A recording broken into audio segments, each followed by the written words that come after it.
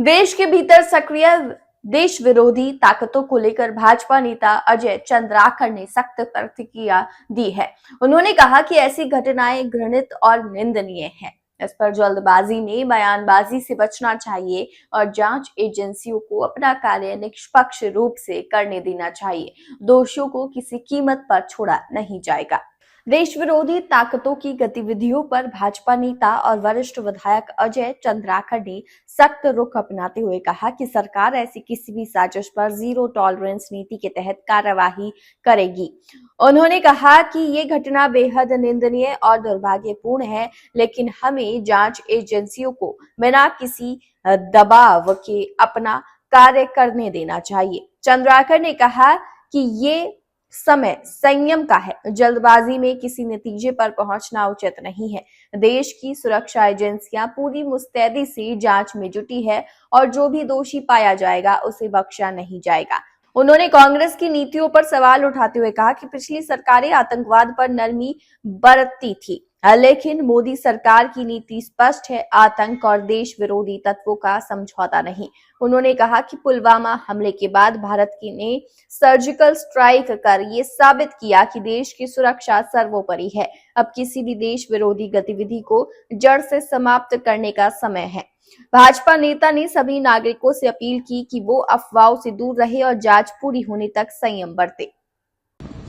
ये देश विरोधी संगठन, देश विरोधी ताकतें जो देश के अंदर सक्रिय हैं, उनकी ही करतूत है, घृणित है, निंदनीय है और इसलिए इस पर राजनीति नहीं की जानी चाहिए।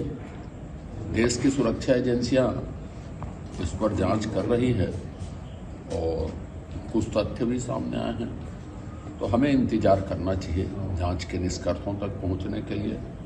और इस घटना की जितनी निंदा की जाए वो कम है, बहुत ही दुखद घटना है। सर, लेकिन कांग्रेस सवाल कर रही है, इसमें जिम्मेदारी तय होनी चाहिए। पुलवामा को लेकर फिर सवाल किया जा रहा है। भूपेश बघेल कह रहे हैं आरडीएक्स कहाँ से आया था वो भी नहीं बताया गया। देखिए, मनमोहन सिंह जी का बयान था कि मुझे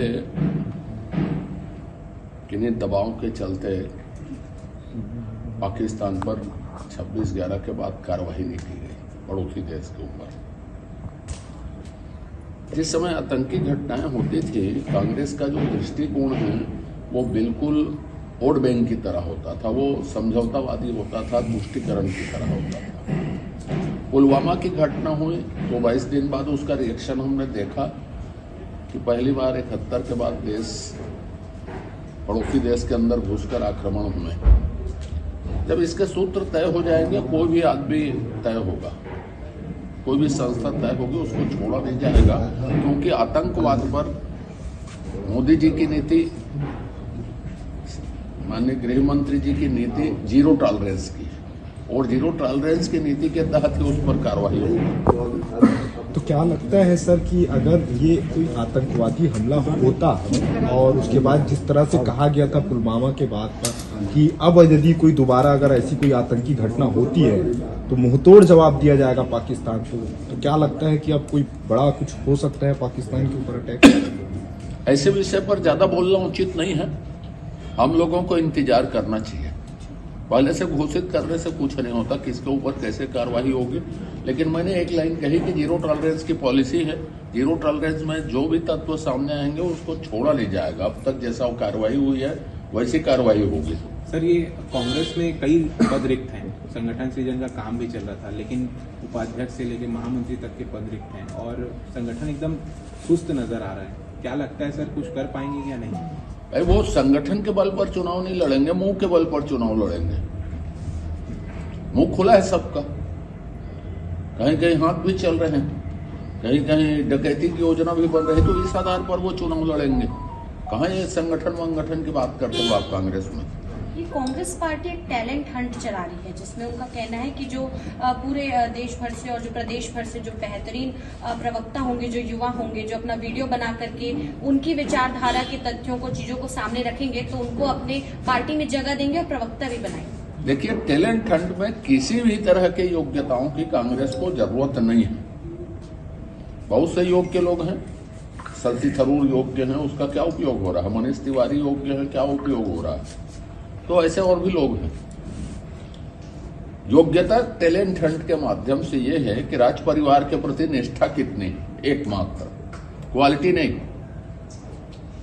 कांग्रेस में क्वालिटी का कोई स्थान नहीं। सर दूसरा, ये अनुशासन समिति भी बनाई गई थी कांग्रेस में, लेकिन उस समिति का कुछ नजर नहीं आया सर, निष्क्रिय नजर आई और कोई भी फाइल आज तक कमेटी को भेज। क्या बात करते हो आप, क्या प्रश्न करते हो? जहां अनुशासन ही नहीं है तो अनुशासन समिति क्या करेगी? अच्छा, गोलीबारी में एक दूसरे के ऊपर गोली चला रहे, उसमें अनुशासन समिति काम करेगी, पुलिस काम करेगी? डकैती की योजना बना रहे, उसमें अनुशासन समिति क्या करेगी? अरे अनुशासन जहां रहेगा वहां अनुशासनहीनता पर कार्रवाई होगी, जहां नहीं है वहां क्या होगी? वो तो नाम मात्र के बना दी जाती है।